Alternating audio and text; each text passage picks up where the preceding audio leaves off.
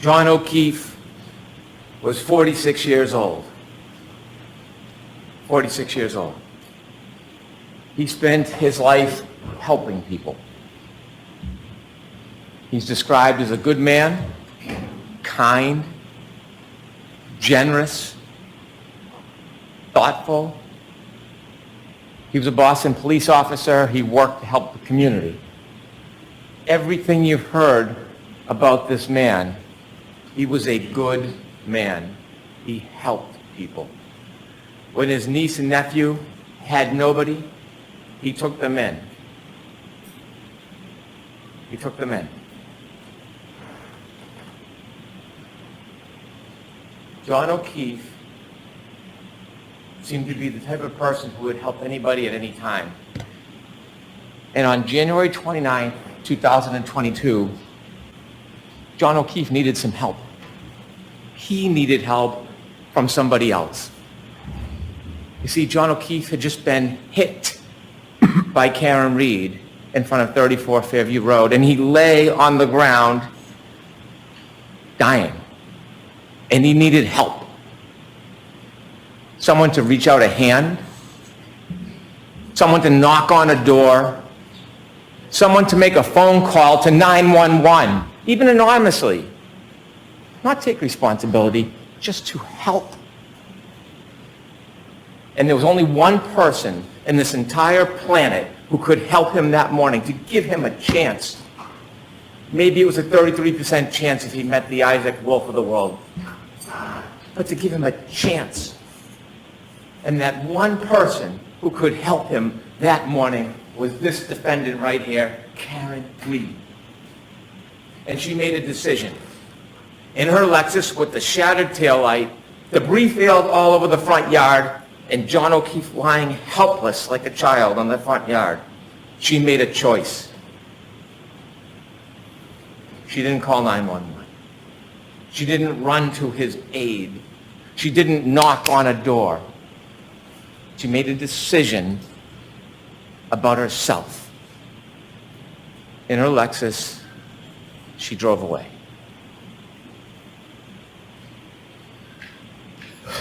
She was drunk.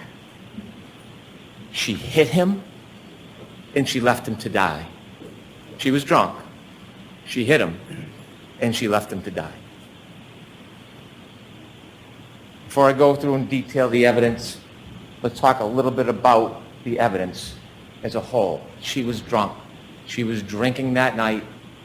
She was drinking at McCarthy's with John. She was drinking at the waterfall. Her blood was taken with samples of a retrograde analysis, almost 2 to 3 times the legal limit. She was drunk. She hit him. The timeline in this case is beyond dispute. You can accuse, assault, characterize, malign, twist. The timeline doesn't change. It is data. Data is data.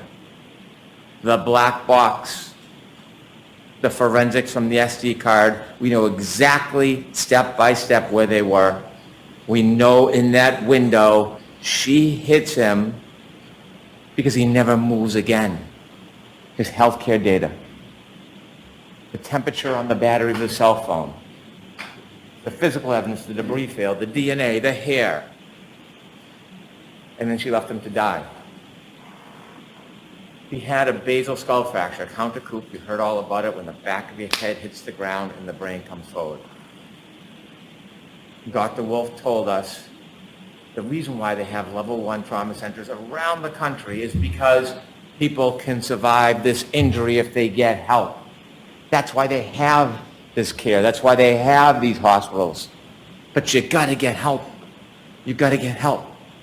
And if you don't, you develop symptoms, ecchymosis, raccoon eyes, your brain swells, and you die.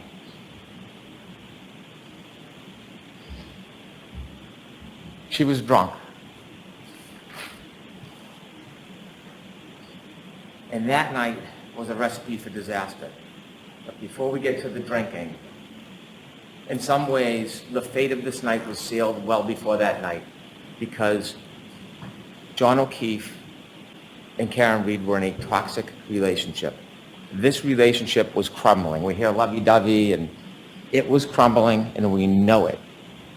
And we know it because a month before, his niece Kaylee talks about when they went to Aruba. It should have been a wonderful event. It was discord.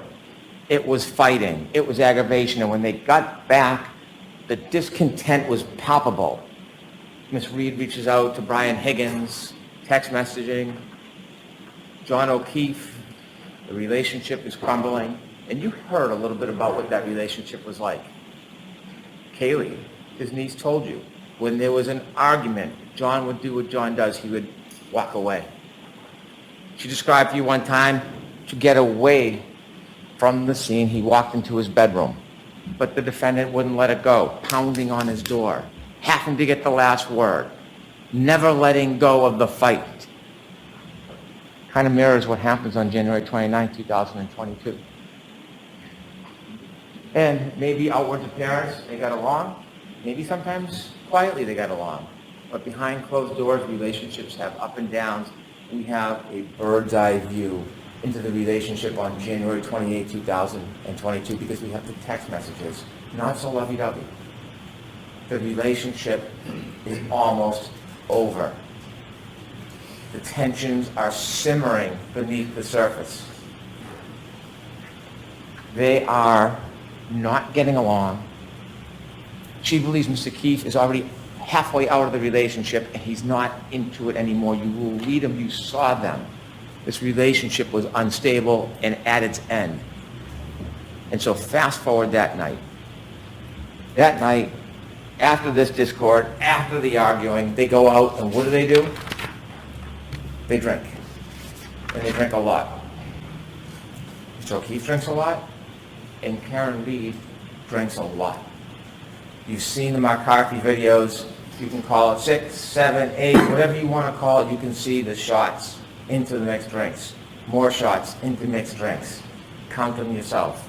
Over a half dozen mixed drinks in just a few hours. Sober? And then at the waterfall, a shot, a mixed drink. Now, it was brought up the waterfall that there was some type of discord between Brian Higgins and John O'Keefe. They knew each other. They were friends. Brian Higgins' conduct of speaking to Karen Reed is not honorable. It's not. But they were friendly. There was no adversarial relationship. There was no anger between them. What we heard is they barely greeted each other. Could we have slide one, please? At the waterfall bar, when you see John O'Keefe come in, here's him barely greeting him.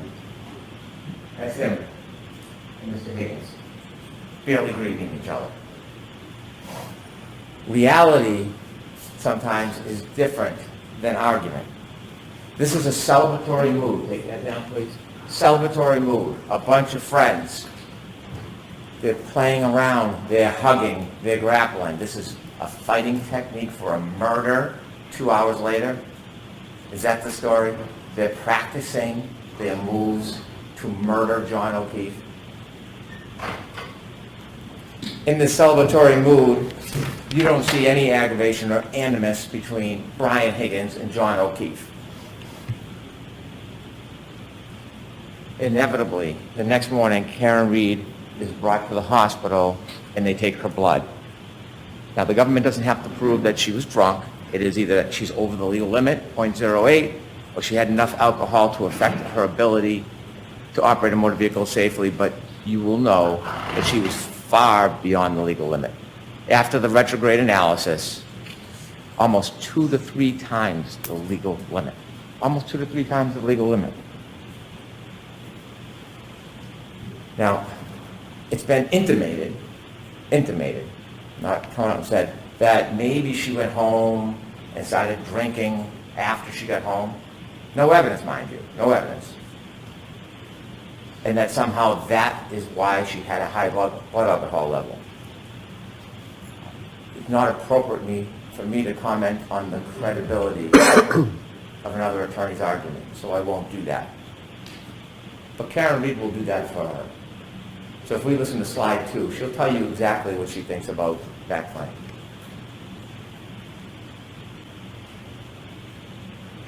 My alcohol intake's probably about 5 or 6 or 4. The drinks that they were pouring me at McCarthy's, which is where I consumed most of the alcohol, was the weakest at the time. It tasted just like old soda water with lime. Slide 3, please. I wouldn't have gotten on the expressway. I wouldn't have gotten on the expressway at 12:15 on January 29th. I mean, it was quiet, the roads were very quiet, you can see it on the videos.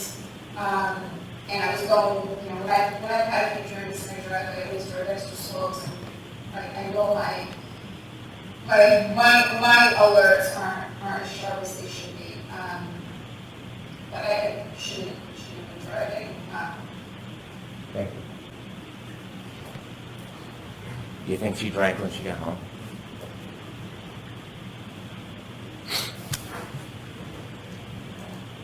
When they leave the Waterfall Bar at 12:12, you see a video, you have it in evidence, there's a still photo of John O'Keefe holding a glass. Not from the Albert's home. He didn't sneak into the house in the cupboards and grab a glass. From the waterfall, you see him with a glass, and in it is a straw. Take a look at that picture. And now from 12:12 on, we virtually have a historian in the data that tells us exactly where he went, exactly step by step where he went. And how do we have that? Well, we know the defendant's car had like a black box, and Judd Welcher, Dr. Judd Welcher, took the data from the black box and downloaded it so you can see the movements and the triggering events. And then Shannon Burgess, well, you don't like what he says, don't attack the data, attack the man. He can be mocked for his LinkedIn profile or his unupdated CV. But what he did is he found a key, critical piece of this case that did not exist before. He found it recently. And it was that SD card. The SD card that everybody missed, including the defense expert. Everybody missed it. So as much as you want to make fun of him, Shannon Welcher found the key so that we could have the time and date and location coordinated for an impenetrable timeline that can't be broken. That's what Shannon Burgess did. And so we know on the way from the waterfall to 34 Fairview, Ms. Reed is driving drunk. Mr. O'Keefe is in the passenger side of the car, and they're heading their way to 34 Fairview, and they get lost. And now we have more data because John O'Keefe has a cell phone. And I said it in the beginning, it is a historian. It doesn't suffer from bias, it doesn't suffer from prejudice, it doesn't suffer from memory loss. It has data on it.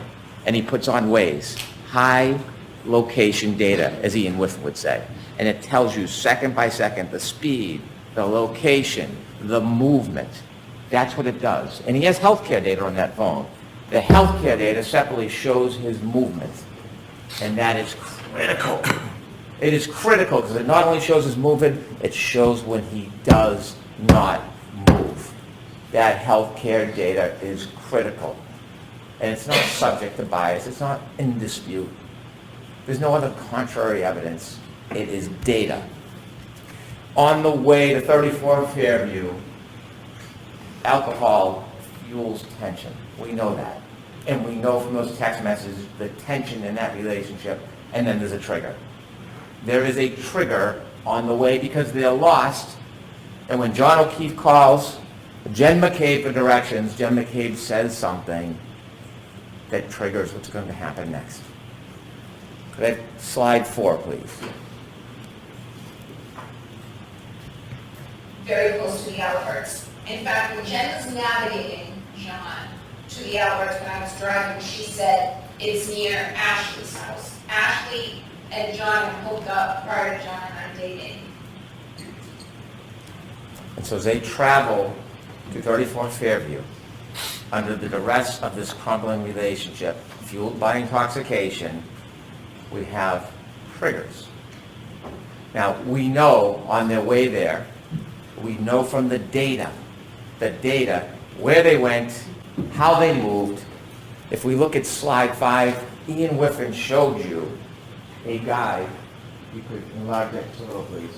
And it shows you with the healthcare data, it registers as flights climbed, but it doesn't mean someone's climbing upstairs. What it means is there's an elevation, and he breaks down the data, the red, the green, if you could move down, please, Ms. Gomez. And then in the bottom left, that's 34th Fairview. You can see, second by second, the circles of their route, even the three-point turn on Cedar Crest. That's what you see. At that point, they've left the bar.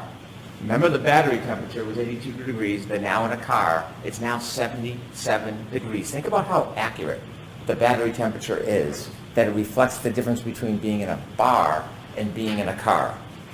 They take a three-point turn at Cedar Crest. And because of Shannon Burgess and because of Judd Welcher, we have the data, and it's a triggering event. Remember, if there's an acceleration past 30%, it registers data on the car, and that's exactly what happens. Is a three-point turn, and it all lines up with the cell phone after you synchronize the times. It's that simple. It's nothing complicated. There's nothing tricky. There's nothing devious about it. It's data. They do the three-point turn, and you can match the cell phone clock with the Lexus clock, and when you do, you can reconcile the difference. Now, there's been a lot of talk, a lot of argument, a lot of fights. Shannon Burgess says 21 to 29 seconds. Mr. DeSorger comes in. Unfortunately, he wasn't able to actually do anything. He wasn't given the invitation to test the data. He just looked at the report and made criticisms like a Monday morning quarterback. But even he, looking at the data, says, well, it's 3 seconds off or 2 seconds. Same window, same time. We can have all the arguments we want. They're there. They're together. The data matches up perfectly. Perfectly. And so they make their way down to 34 Fairview Road. They don't stop. They don't stop at the driveway. They don't stop, and John O'Keefe gets out of the car. They go to the flagpole, and we know for two reasons. One, the data. And secondly, Mr. Nagel and Ms. Mason at Cedar Crest, at that intersection before it goes down to the right, they meet. They let Karen Reed go first. They fall behind in the truck. Now, at this point, Mr. O'Keefe has about 8 more minutes before the beginning and the end of his life. And he's in that car. He's in that car for most of it. Because Ms. Mason and Mr. Nagel don't see anybody get out of the truck. Nobody crosses the lawn. Nobody goes to a garage. Not just because they didn't see it. And they didn't. Not because they didn't see it. Because the healthcare data on the phone shows that John O'Keefe is not moving. The car is stopped at the flagpole. The healthcare data stops. The battery stays at 77 degrees. The data is the data. You can't change it as much as you want to. It's data. And they sit at that flagpole for minutes. It's 12, 24, 33 when they get there. They're there past 12:30. Remember, Ms. Mason and Ms. Nagel said they're there about 5 minutes and then they go. It's not exact, but about 5 minutes, they said. So there's about 2 minutes left for John O'Keefe. And what are they doing in those 2 minutes? What are the last 2 minutes of his life that he can remember that would be open to him? They're arguing. They're arguing. They're arguing. And we know they're arguing because Ms. Reed tells us through first responder Becker. She was sad. Remember, he sees her in the back of the ambulance and he's trying to calm her down? She was sad because her last moments were arguing. They're in an argument. That's why they're not going in the house. But John O'Keefe decides to get out of the car, and we know because the dome light goes on. That's what happens when you open a door. Whether he's bent down, he's standing outside, or on the other side, the dome light is on. And then you see the data. John O'Keefe begins to move. 12:31:56. It's the first time he has moved since they got to the flagpole, and it will be the last time he moves in his life. And he moves to 20 seconds.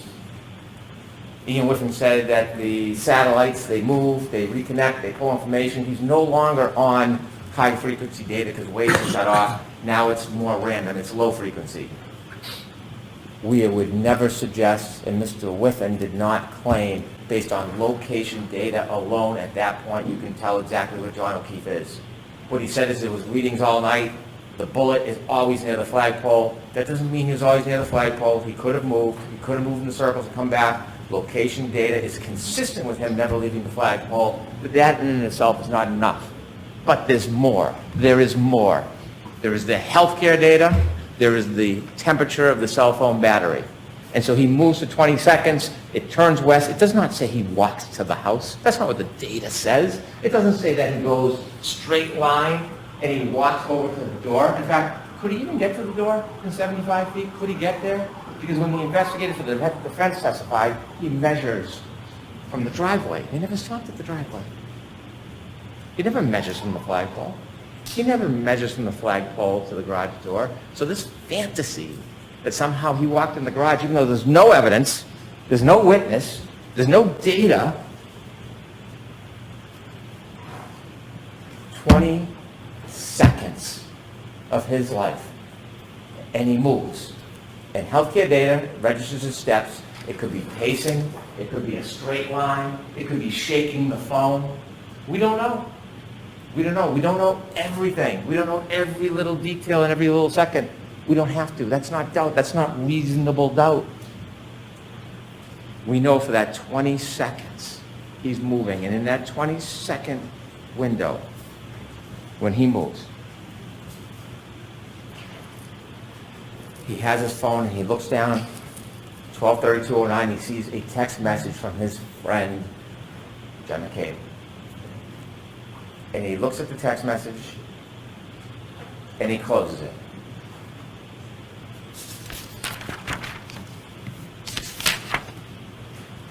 And then it happens. We know from the uncontroverted data from that black box, we know that Karen Reed, after he gets out of the car, drives away. She drives for at least 33 feet away from him. He's back near the flagpole. She's gone. It's over. Whatever argument is over. Whatever anger and flame has been dispassioned, she's moved on. He's separate from her. He's safe. And then she makes a decision. That's what this case is about. Then she makes a decision. She could have driven home. She could have broken up with him. They could have talked about it the next day.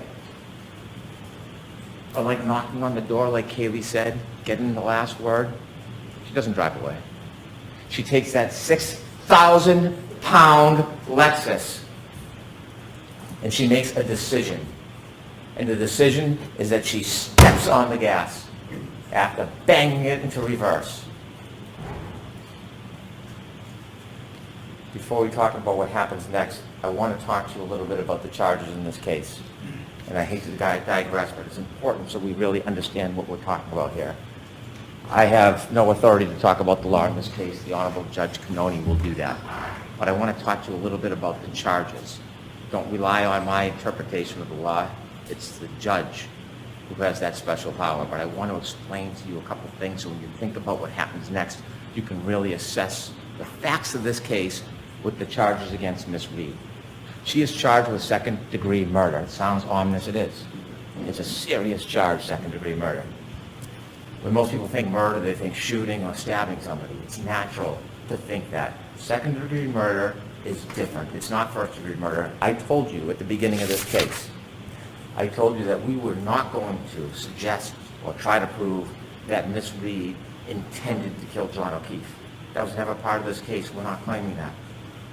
I told you that we were not ever going to try to prove that she even intended to hit him. We never suggested we would try to prove that, and we're not trying to prove that she intended to hit him. We're not. What we are obligated to prove, and what we have proven from the evidence in this case of second-degree murder, is that she intended an act, and that is putting the car into reverse and heading back towards John O'Keefe. She intended that act. The question then becomes, did her conduct create a clear, plain, strong likelihood of death?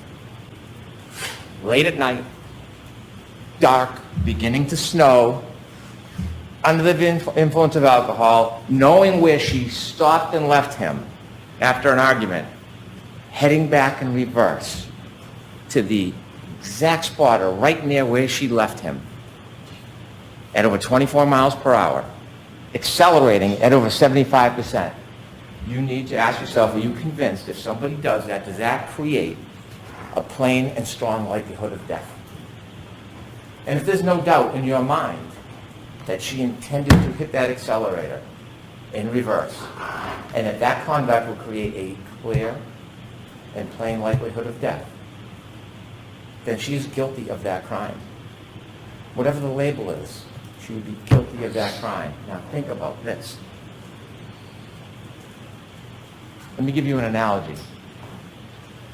If somebody, maybe a teenager, someone young, impulsive, is on a bridge, and they see cars going by, and they have a boulder, and they want to throw the boulder off, they're not looking to hurt anybody. They're not meaning to kill anybody, but they throw the boulder off the bridge because they want to see the car break, the thrill. And when they throw that boulder off the bridge, and it comes down and lands on the car, and there's somebody, passenger, anybody in that car, and it then goes through the roof and kills the person in the car, did they intend to kill that person? No, they were trying to have a thrill throwing the rock. Did they have the malice to want that person dead? No, they didn't. But that would be an example of second-degree murder. When you take a boulder and throw it off a bridge, there's a plain and strong likelihood of death. When Karen Reed, in the midst of that tension and fight, after she drove away and was gone, disengaged, when she came back for the last word, in the darkness, the beginning of the snow, under the influence of alcohol, and decided to stop her Lexus, decided to put it in reverse, decided to accelerate 75% in the exact same direction of where she left him, and then hit him, and he died. I suggest to you that is second-degree murder. The other charge, operating under the influence of alcohol, manslaughter. It's different. It's a totally different and separate charge. Was she under the influence of alcohol? And then secondly, did she operate her Lexus wantonly and recklessly in a way that would very likely result in serious injury? When you're under the influence of alcohol and you drive a 6,000-pound Lexus in the heat of the moment at the direction of where somebody is, whether you intend to hit them or not, I submit to you that is wanton, it is reckless. And any reasonable person would think it's very likely that serious injury would result. It's not a matter of intending to kill. It's not a matter of intending to hit. It is the conduct of the operation and the risk that is created. And so those two charges are two of the three. The three is leaving the scene, knowingly causing death. And we'll get to that. So now, sadly, we need to get back to 34 Fairview Road where we left. We know from the tech stream data that you drove 33 feet at least, because it only picks up a 10-second window. And when it starts to pick up the data, we know she's driving at a speed. So it's more than 33 feet. We just don't know. And then when she comes back, she covers the 33 feet and 50 more. 80 feet. 80 feet. Over 80 feet. Now, nobody has ever suggested, even Dr. Welcher, when she collided with them. This data doesn't tell you collision. It's a 6,000-pound Lexus. It's a 216-pound man. It's not going to show a blip. It could have been in that 10-second window. It could have been 2 seconds after. It could have been 4 seconds after. But it's in that pocket of time, and we know it. We know it because when you reconcile the data with the phone, that 20 seconds is in the same window of that 10-second window coming back. So even if it's a couple seconds later, 4 seconds later, whatever Mr. DeSorgo wants, he stops moving. John O'Keefe stops moving. Forever. Forever. Have slide 6, please. You'll get to see this more closely, and you can't probably see it where you're sitting, but there's important data. Data doesn't lie. And you will see acceleration, 75%. You will see speed, 24 miles per hour backwards. You will see distance, over 80 feet. That's what you're going to see in this data on that night.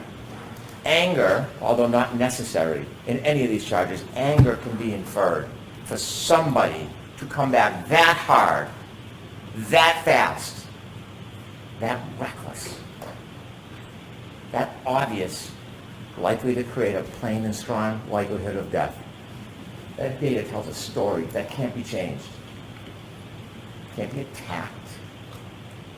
ARCA, they did some crash test dummies. You know what else they do? Text stream data. There's nothing about that data that is uncertain. Nothing. Could you take that down, please?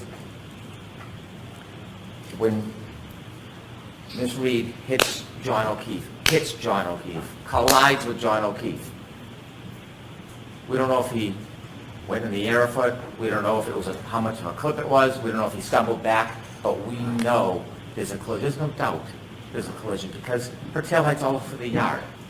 It's all over the yard. And when he falls back and he hits the back of his head, his basal fracture, he's then lying there helpless. When Miss Reed leaves, she leaves behind tons of her taillight all over the yard. All over the yard. It's called debris field. And you've seen videos. You can't replicate the exact contact. You can't because you need where the person was hit, how fast the person was going, but you know what happened because when you look at the debris field, when a light is broken, it's no different than what was on the front yard. It's no different. She leaves him behind. She leaves her taillight behind. She goes home. And on her way home, you know she's still angry. You know she's still angry because she starts leaving him voicemails. Slide 7, please.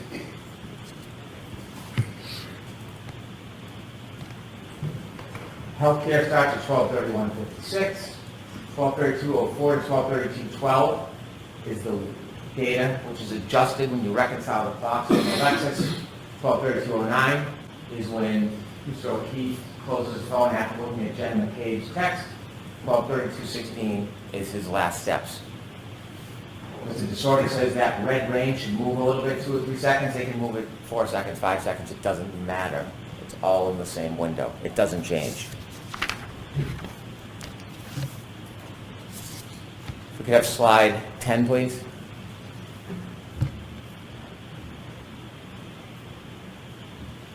Could you play that, please?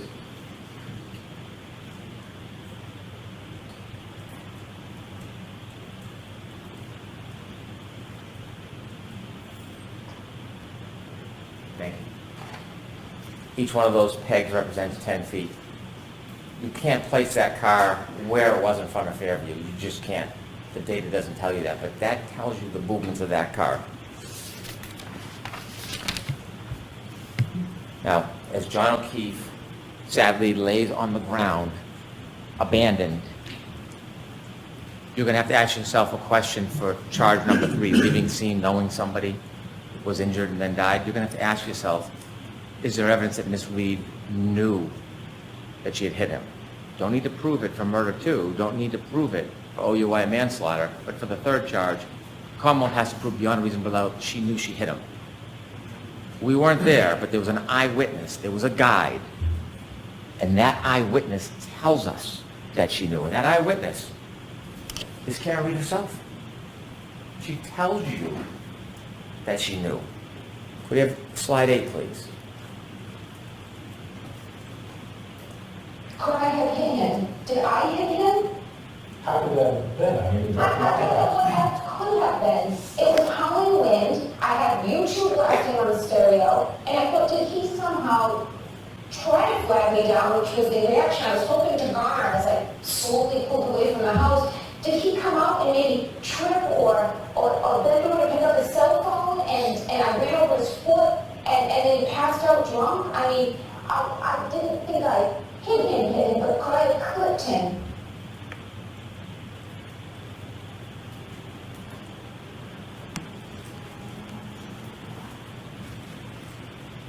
When she left Fairview and left John behind, she didn't think he was mortally wounded. But she knew she hit him. She knew she'd hit him. And so when she made her way back home, not only did she leave debris field all over the front lawn, but she took evidence with her too. Hair, DNA on the taillight, and she drove back to John's house. And she started calling on the way back, 12:33, just a minute and a half later. And then her messages show her anger. You see, this was John's fault. This was John's fault. And her phone calls tell you about the tone and the destruction of that relationship. 53 phone calls that night. 53 phone calls. Not one to 911. Not one to Jen McCabe, please go outside and try to help. Not one to a hospital. Not one to anybody but him. 53 calls. Slide 12, please.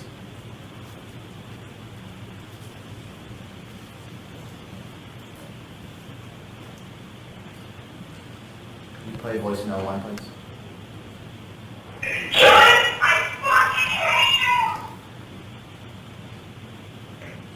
The calls keep coming. Cell phone temperature, 72 degrees. He's been outside now, not moving, on that cold, hard ground with his cell phone under him. The warmth of his body, the cold ground, 72 degrees. It tells you the story. As this temperature plummets and that cell phone battery is compromised, so is John O'Keefe. And him and his cell phone alone on that yard. 66 degrees at 12:45. It is plummeting. Ian Whiffen's taking a phone and putting it in a freezer, not a same analogy. The idea that means that John O'Keefe was in the house, absurd. 66 turns to 61, it's 12:53. 48 unanswered calls from the defendant. He's not in at a party, he's not wrestling with Brian Higgins, he's not in a fight. If he's in a fight, his cell phone would be moving. There would be healthcare data, there'd be steps. If he got into the house in 20 seconds, and his cell phone is found under his body the next day, then how would he get back outside? There would be more steps, because this phone is working. The data is the data. There's nothing wrong with it. It's registering everything. The temperature, the movement. He doesn't go in any house. He can't go in any house. His phone never moves again. Voicemail number 3, please. Listen to this. John, I'm feeling a fucking kid. Nobody knows what the fuck you are, you fucking pervert. Did you hear that? Nobody knows where you are. It is 12:59. John O'Keefe has been on that lawn for about 27 minutes. She hasn't called anybody else, hasn't spoken, has no information. Nobody's called her. You'll see her phone records. And she says, nobody knows where you are?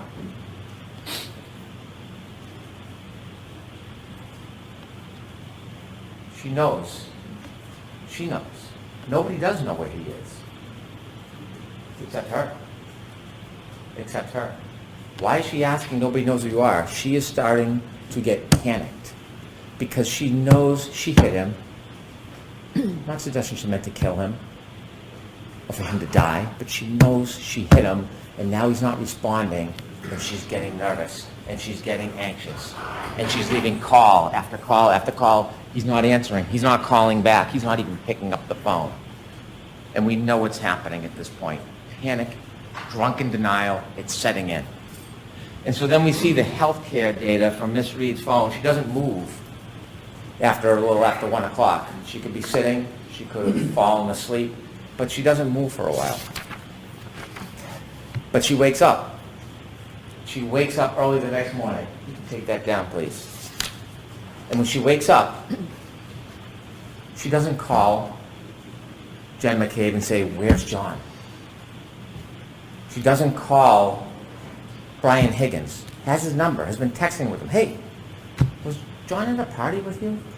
Did you see John tonight?" She knows exactly where she is, and she's frantic. So she wakes up Kaylee, that young girl at the time, and she says, she's panicked, she can't understand what she's saying. "Call Jen McCabe. Call Jen McCabe." Why is she calling Jen McCabe? She calls Jen McCabe. You know what she doesn't say when she calls Jen McCabe? "When did he leave the house? What happened last night?" No. She calls and says, "I left him at the waterfall. I left him at the waterfall."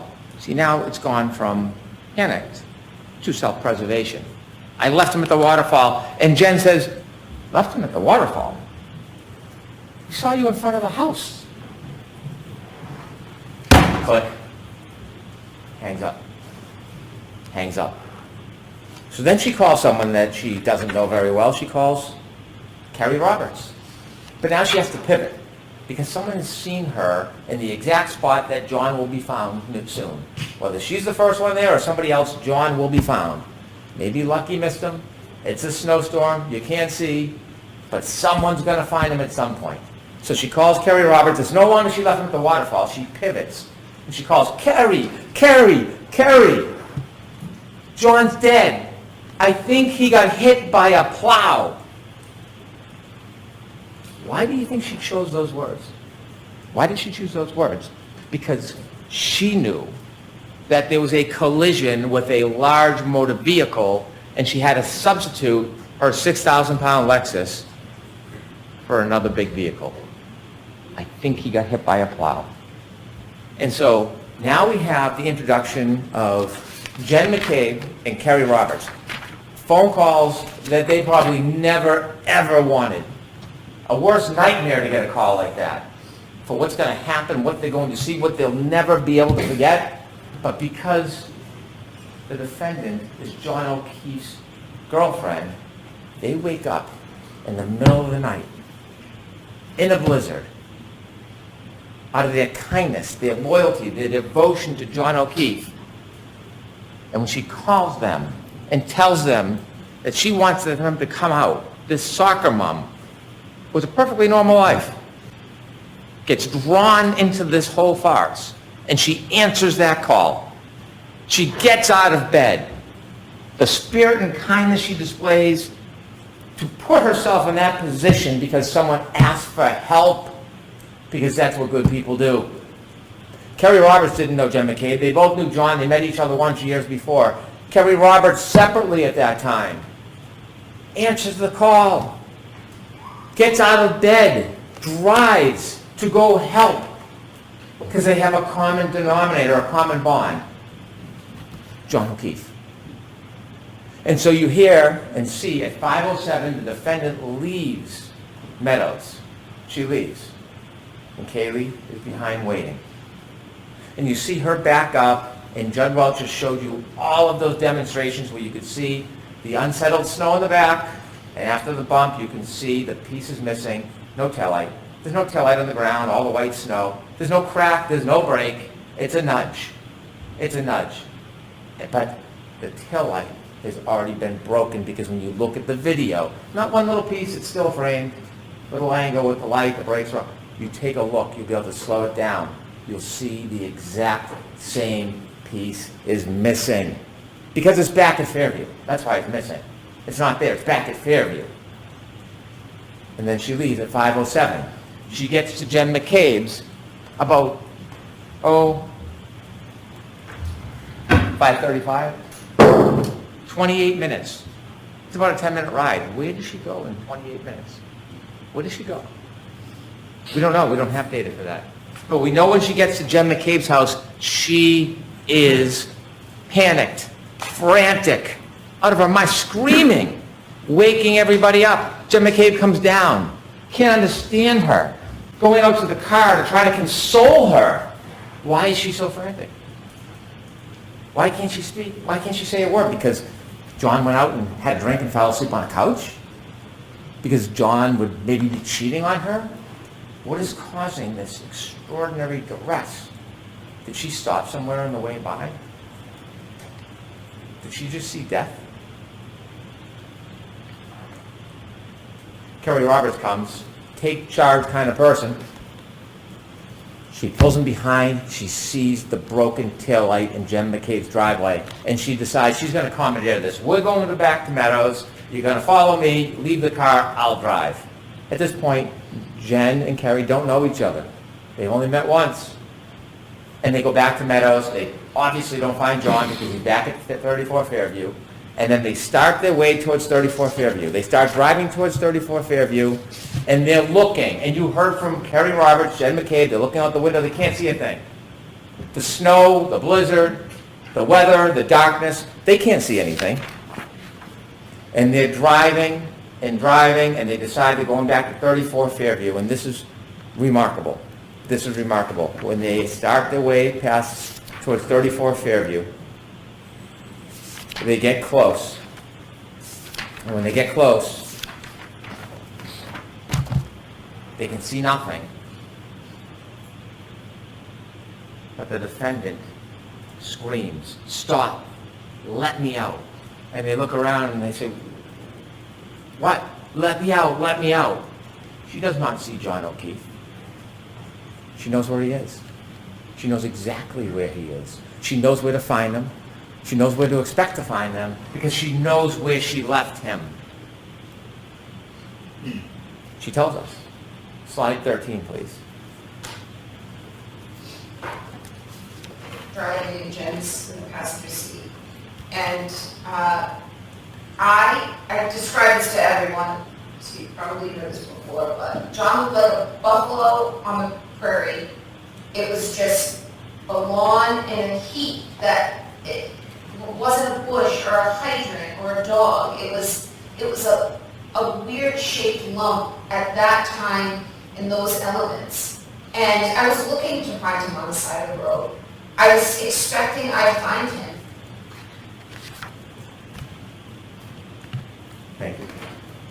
A weird shaped lump in a blizzard, and you equate that to John O'Keefe? A weird shaped lump, not like a bush, and that is John O'Keefe? She tells us she knows where she left John O'Keefe. And so they go over to Mr. O'Keefe, Kerry and Karen, and she's upset, there's no doubt. I am not for a second trying to deprive her of the unrest and the trauma that is happening at this scene. Doesn't change what happened before, but I appreciate the trauma. And they're trying to help him. And guess what happens when they first move him around 603, 604? Ian with him. Data. The cell phone battery gets the cool air, presses on the battery, the cell phone battery drops. Healthcare data. He has not moved since that 22nd. Hasn't moved. They start shaking him. You're going to see, when you look at the records, that healthcare data starts to move. He's been there all night. All night. Nobody else. Her. And so when they try to help him, she says something that is remarkable. She says, there's a piece of glass stuck in his nose. And she plucks it out. And she says when she plucks it out, blood spurts out. We'll talk about that in a couple minutes. But remember that. Piece of glass, pulls it out, blood spurts out. That's what she says.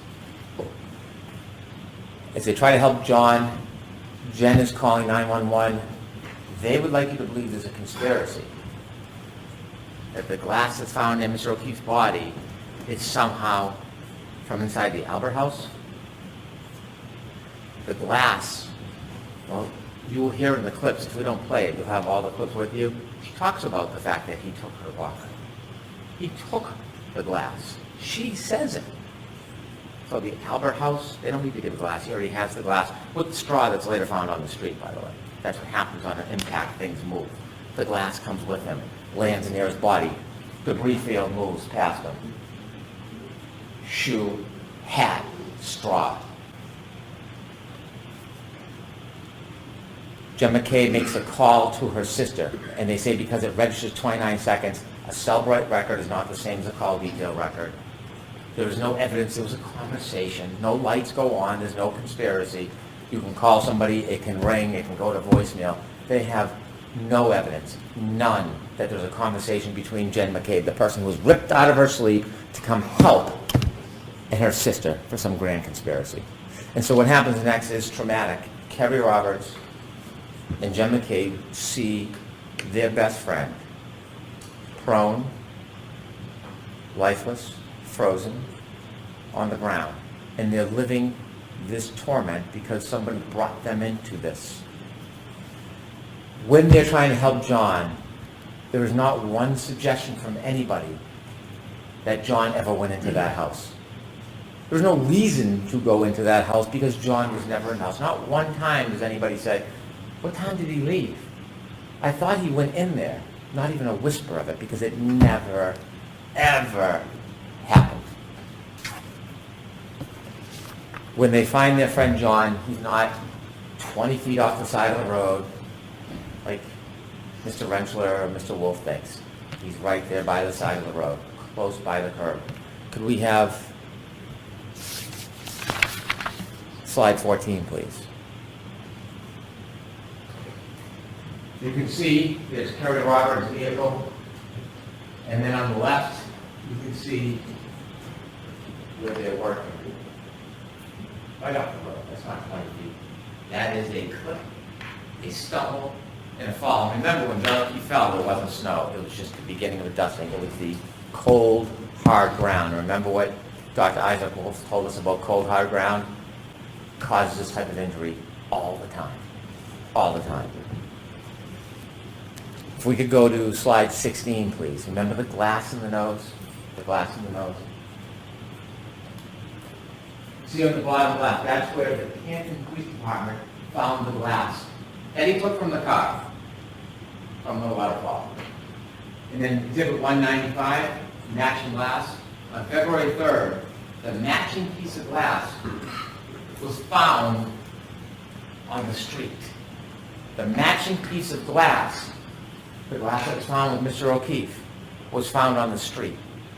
He didn't fall back 8-10 feet from the road. It broke, and then it shattered and went to the street. I would suggest to you it broke at the time of the collision, and he carried the glass with him, leaving the evidence behind, a trail to memorialize what happened to him that night. Remember the straw I asked you to take a look at that picture? We're leaving the waterfall at 12:12, the black straw in the drink on the street. Collision, glass, nose, straw, back, hits his head. Could you play the clip on the left, please? 59. So when John got out of the car at Brian Albert's house, he took my full vodka soda, which is sitting in the cup holder. 169, please. So John's laying there, his left and his right, and I approached John from the left. That's where the street is. And he had a piece of glass, like perched on his nose, like just wedged like a splinter would be. And it just pulled it, and as soon as I pulled it, it just gushed blood down his face. Thank you. 911's called by Jen McCabe. She's not hiding from anybody. She's trying to help. She's bringing attention to the situation. And when 911 comes, we have first responders. These people are heroes. Some of them, you heard from some of them, they were born to help people. That's what their life is about. The detail on all their mechanics of getting to work 2 hours early in the middle of the blizzard so that you're there on time so you can help people. These are the core of our community. Mr. Nuttall, this is what he does. He rushes to go help. He's the first person on his knees. He doesn't know this person from anybody. But to him, it's another human being. This is his passion. Katie McLaughlin, first responder, this is not just a profession, it's her life. Yes, she knows Caitlin Albert. Do you think she went there that night at a party and set up a murder and came back? And so they tell you what happens at the scene. Some things hard to remember, some things people will never forget. When you're in a traumatic incident, sometimes it's something you'll never, ever, ever forget. And Timothy Nuttall remembers speaking to the defendant. I hit him. Remember, he's on his knees. What happened? I hit him. I hit him. She is now coming to terms with the moment. Her fear is realized. She hit him. She clipped him. She didn't think he was mortally wounded. She panicked. She can't come to terms with it, so she has to bring people with her to face it. And now she's facing the reality of what she had done. And her emotion is overwhelming. I hit him. I hit him. She speaks to Miss McLaughlin. I hit him. Not did I hit him, could I hit him, perhaps I hit him. That was earlier. Now she's recognizing what she did. I hit him. And these people are making it up. Anybody that says anything adverse or inconsistent or inconvenient is a liar or a perjurer or in on a conspiracy. Or is it that these good people who went there for a total stranger to do their duty to help happen to remember that she admitted what she had done? I know that doesn't reconcile with the boogeyman Proctor and the bad government. I know it doesn't reconcile with no DNA on this piece or that piece. I know it doesn't reconcile with everybody setting up the girl. I know that doesn't reconcile. But the reality is you have independent, core people who hear her say, I hit him. I hit him. And the attempt is to portray everybody as a liar. Well, you don't have to rely just on these good people, although you should. You should. You don't have to, because we have a guide, and it's Karen Reed. Slide 17. So what I said was, did I hit him? I always said I hit him, but did I really say this many times as law enforcement's claiming I said it? Thank you. I know it doesn't fit the theme, the theory, the story, but she tells you herself. She endorses those good people exactly what they had heard. She tells you herself she hit him. It's undeniable, it's unmistakable, it's inconvenient. But the truth has a way of seeping up to the daylight. It can be oppressed and suppressed and pushed down and covered and twisted, but it rises. It rises. And it is not a coincidence. There's no coincidence that Mr. Nuttall and Miss McLaughlin hear exactly that. She tells you. And Jen McCabe, when she's sitting next to or standing next to Miss McLaughlin, she tells you that she saw or heard the same thing. Remember what happened to her in the stand when she had the audacity to say, I heard her say it? What happened to her? This woman who never even wanted to leave her home that day, pulled out into a storm to see her best friend dead. What happened when she had the audacity to say that? And now we know that the defendant herself said the same thing. And the funny thing, the ironic thing is, you will see in a photo when Miss McLaughlin, firefighter, was speaking to the defendant, Miss McCabe was next to her. Miss McCabe was trying to protect her, trying to shut her up. Don't talk, you're upset, stop saying crazy things. The villain of the story was trying to help the defendant from incriminating herself. The irony.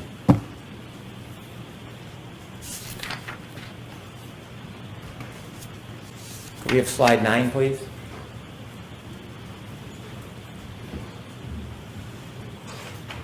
This is the battery temperature. You're going to have a chance to look at it.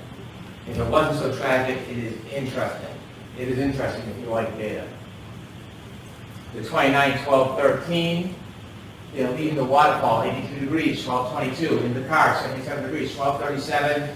About 3.5 minutes after the defendant collides with John O'Keefe, it's starting to go down to 72. 12:45, 66, 12:53, 61, and you see it drop and steady off at 1:36. Remember, cell phone battery under him. John O'Keefe either struggling for life or he's passed. And the blood is still warm either way under him. Doesn't move again until 6:06. It drops down 7 degrees because the women are pulling on him. The cold air is hitting the battery. What happens at 6:15? You're going to see the video. You've seen it. Still photos. Carrie Roberts goes over, picks up the phone. Not only does she pick up the phone, she puts it in her pocket, and then 20 minutes later, the next reading, the temperature rises. That's not convenient. That's not a coincidence. That's fact. That's data. And then the phone is passed, put in a warm environment, and it raises up. 6:15. How can someone conspire to pick up a phone on the side of the yard that was under Mr. O'Keefe's body at 6:15 and know the battery temperature was then going to rise? And not only did the battery temperature rise, when you look at the healthcare data, at 6:15 when she picks up the phone, you know what happens to the healthcare data, right? It starts to move. It's data. It's data. So, while they're going through this duress, the defendant asked Jen McCabe for yet another favor. Look up hypothermia. Find out how long it takes for someone to die in a cold. And there's Miss McCabe in her winter jacket, soccer mom, trying to help. She has MS. Her hands aren't working. She's trying to type in what's happening during that time. It's a frantic scene. She tells you that. The defendant then wants to run back to the ambulance, so she goes with her, never finishes or completes the input. And then she tries it again. At 6:23, at 6:24. That's what this woman did that night, that morning.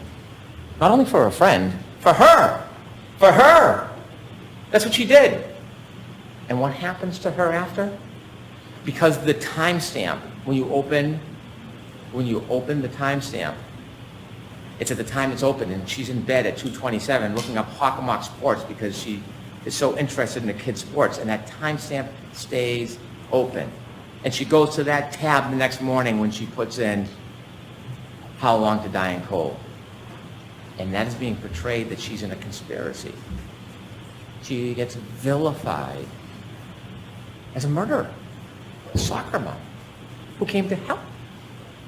It took Ian Whiffen 5 minutes to show you a live demonstration on how simple that works.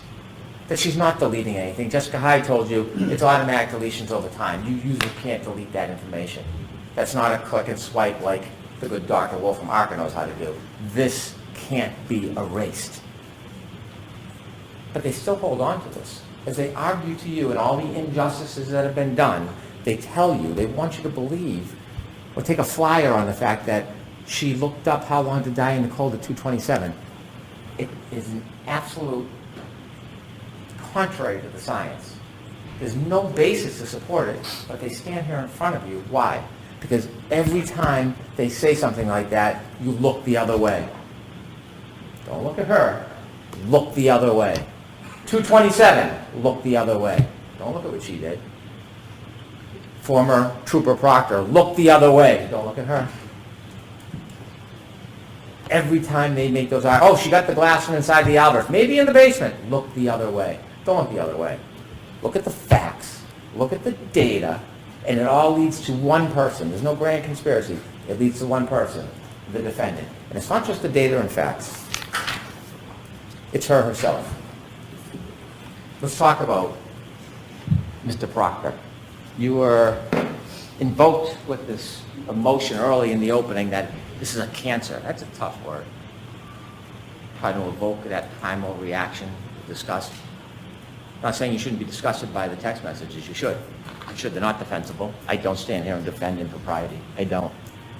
But that doesn't change the physical evidence, the scientific evidence, and the data. He was terminated. He paid a penalty. He was held responsible for what he did. He should have been. He should have been. But that doesn't get a free pass. That doesn't change the facts. It doesn't change the physical evidence. It doesn't change the science. It's unfortunate. It's distasteful. It's dishonorable. Remember, Trooper McKennick was asked, was the investigation with honor and integrity? And he said it was. Was Trooper Proctor's effort honor and integrity? And he said it was integrity. But he never said honor. That's a man of honor. Military service, dedicated to his country, highest level of clearances to the President of the United States, now a state trooper. He would not say that Trooper Proctor was honorable. Because he wasn't. He wasn't. But that does not change. It doesn't create a conspiracy. Doesn't invent a dog. It doesn't make somebody in a house something they're not. It just doesn't. When you read those text messages, they're hard to look at. It's unfair. It's unfair. And if there was a penalty more than being fired, well, maybe that penalty would be deserved. But it has nothing to do with the justice in this case. It just doesn't. There's not one piece of evidence, not one, that we can look at and say, this was tampered with. This was planted. This was distorted. Remember when we introduced the taillights at the beginning? I didn't introduce 3 of the taillights, but then the defense did, so I put them in. Those were taillights that were only found by Trooper Proctor. I did not put that evidence in. Understanding those text messages and appreciating the disdain one might have for his comments.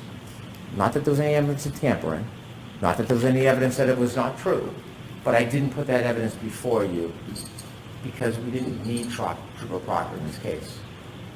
We don't need Trooper Proctor to prove this case beyond a reasonable doubt. That's why I didn't introduce that evidence to you. Now, there's been a lot of talk about planting of taillight.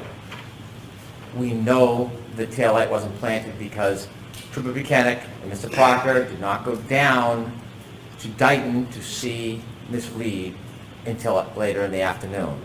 We know from the 507 video, we've seen that. We know the taillight was already missing when she's leaving the driveway. When the good Canton police detectives went to do a wellness check to care for those young children, and they went to the house, inadvertently, they didn't even know it, the dash cam captured the back of the car. The taillight packed with snow is missing. It's already gone. It can't be planted. At this point, Trooper Proctor's still in his pajamas. He's not even on the case. He's not even on the scene. He hasn't been near the car. And in the Dighton videos themselves, when you close it, you can take it at an angle and it moves, but if you get the right angle, you can see it's missing. It's gone. Can we have slide 18, please?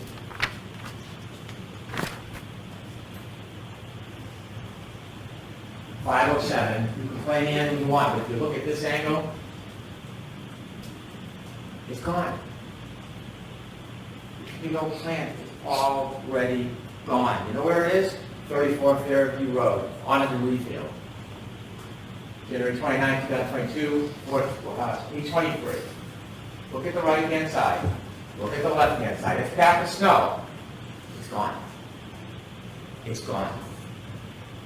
And the same thing when you do the videos, it's a different angle, a little smaller, but if you play that and watch the lenses go up and down and slow it down, you'll see it expands. It's gone. So when you have Dighton Officer Barrows come in here and try to tell you what he saw in the salad bar, couldn't have been it. You got to ask yourself, what interest does he have coming in here in this case? A lot of attention on this case, a lot of people watching. Comes in after, of course, driving all the way out to the defense attorney's hotel to meet in a conference room so he can get a subpoena. He spends 2 hours driving up and back so that he can conveniently get a subpoena that tells him to appear, which he could have got by fax or in the mail. And so when he comes in, what he says is, that's absolutely not what I saw. Absolutely not. And then he claims at the last time he testified, he had made the same statement. I showed him his transcript. And did you see the redness creep over his face? He never said this before. In fact, he testified to the opposite. And so he sits on the stand with a new story after a meeting. We don't know why. But then I show him that bottom right photo with the snow, with it missing, and I say, is this the way it looked? That's, of course, before the snow melts out of the salad port so that you can see it unexposed. And he says, yes, he had to agree. This taillight was gone. There's no boogeyman. There's no plant. There's no Higgins at the salad port. There's no one tearing out pieces. In fact, remember I played you a clip and you'll have it where the defendant says, I was picking out pieces, it was crashed in, the bulb was showing, when I was showing Kerry and Jen, when they went back to Meadows. If you don't remember, listen to that clip, you'll hear it. Unfortunately, there's no ring video when they go back to Meadows. There's a ring video when she leaves. There's no ring video when she gets back. And so now when we're trying to look the other way, we want to find a dog bite. So enter Dr. Russell. Dr. Russell, according to her, nice woman, nice doctor, very accomplished. I respect that. She's the only dog expert in the world. The thing is, we know no idea what that expertise means. She volunteers for the job.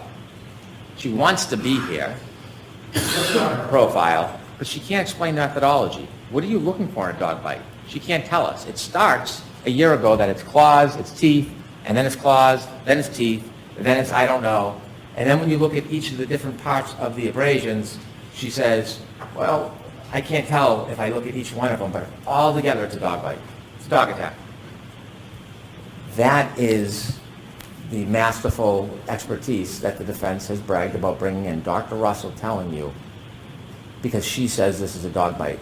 She has never been in a forensic situation where she's looked at a wound and identified it as a dog bite before. This is the first time, the only time she's ever done it.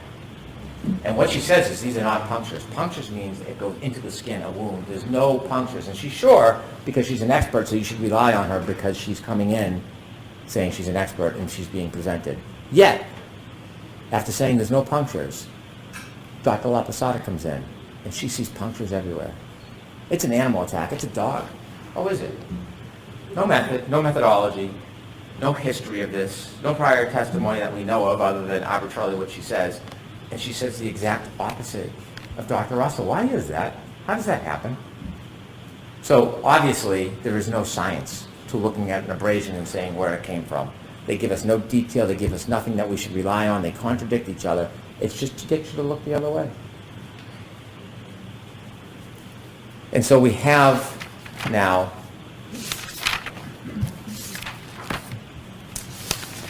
the issue of the defense has said over and over again, there's no collision. There's no collision. There's no collision. And they had a number of witnesses come in to try to say that. And they point to Dr. Scorti-Bello, who works at the medical examiner's office. She tells you that she doesn't see injuries consistent with a collision. She's looking at this case for 90 days. 90 days. The evidence in this case did not stop. It continued for 2 years. She knows nothing about the data, nothing about the black box, nothing about the interviews of Miss Reed.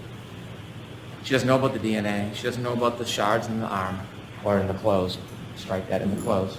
She knows nothing about that. So in 90 days, she didn't see any lower body injuries. She didn't see any lower extremity injuries, which are very common in car collisions.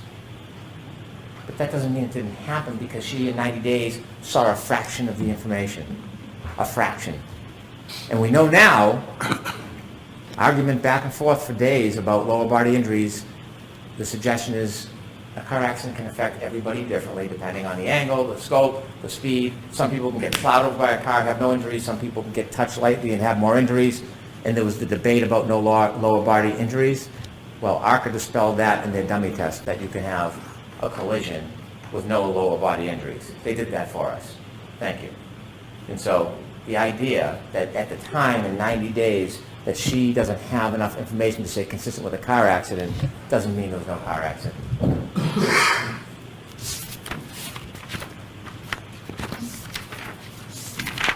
Let me talk a little bit about ARCA. I don't want to waste too much time with them.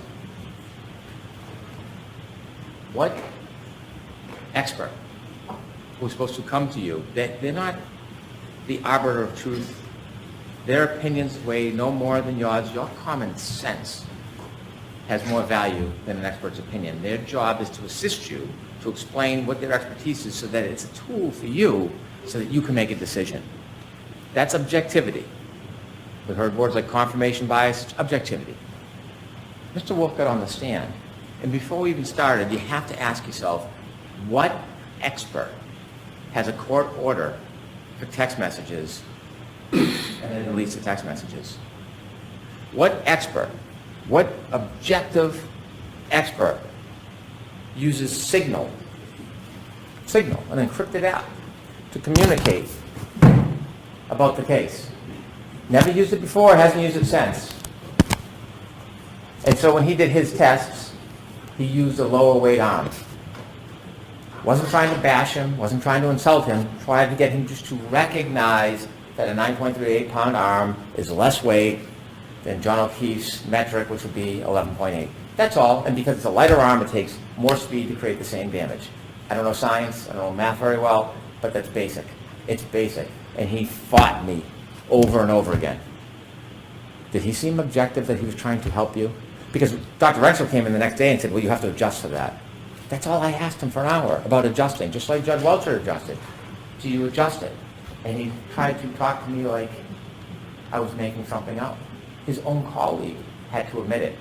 Now, it's funny, he admitted it before he got through his credentials.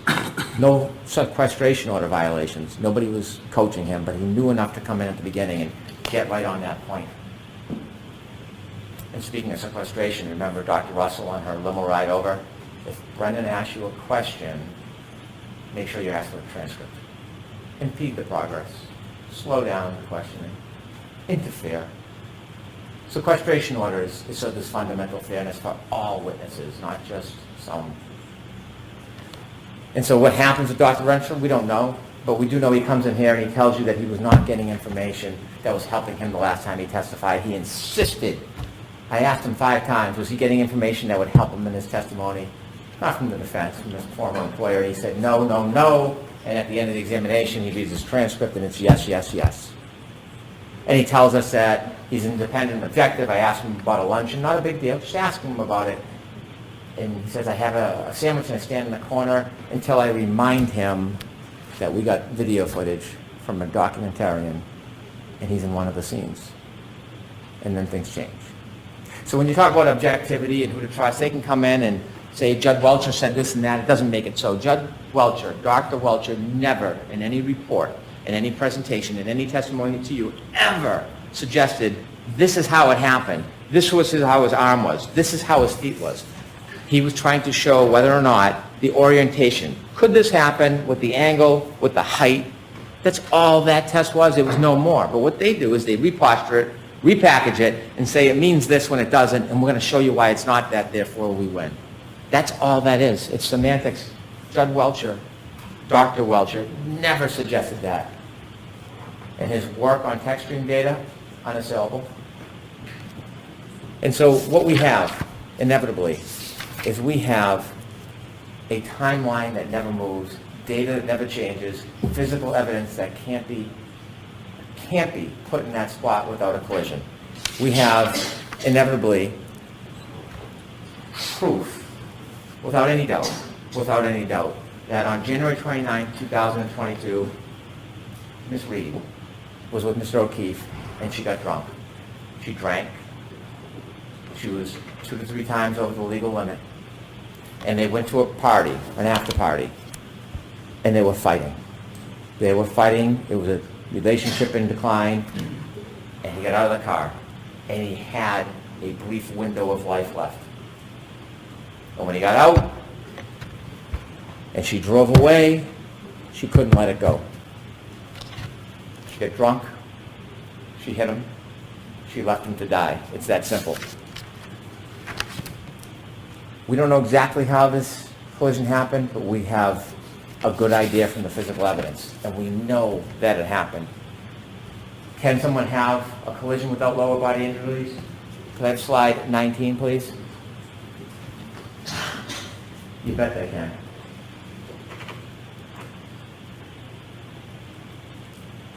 We don't know if this is the body position. We don't know if this is the exact speed, but what it tells us, this is viable. Look at the debris field. Look at his turn. Remember his sneaker on that curb that got lodged against the sneaker? Mr. O'Keefe then falls back, hits his head, counter coup, left to die.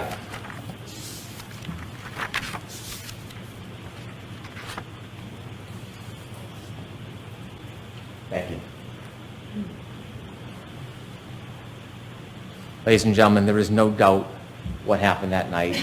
There is no doubt who did it. You have a very difficult task ahead of you when you consider the evidence and you consider the law. Very difficult. There are 3 charges. There is second-degree murder. Ms. Reed, when she chose to drive back at Mr. O'Keefe in that night with a 6,000-pound Lexus, in that anger, 75%, Whether she meant to hit him or not, didn't mean to kill him, she hit him.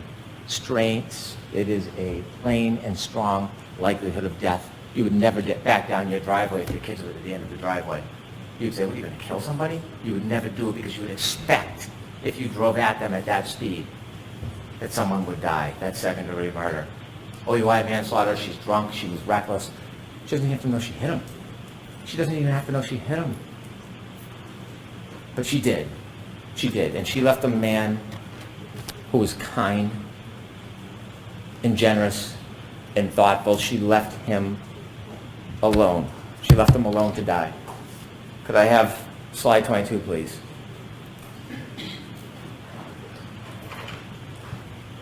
He is not an it. John O'Keefe is not a body. John O'Keefe was not a buffalo on a prairie. John O'Keefe was a person, and he was murdered by Karen Reed.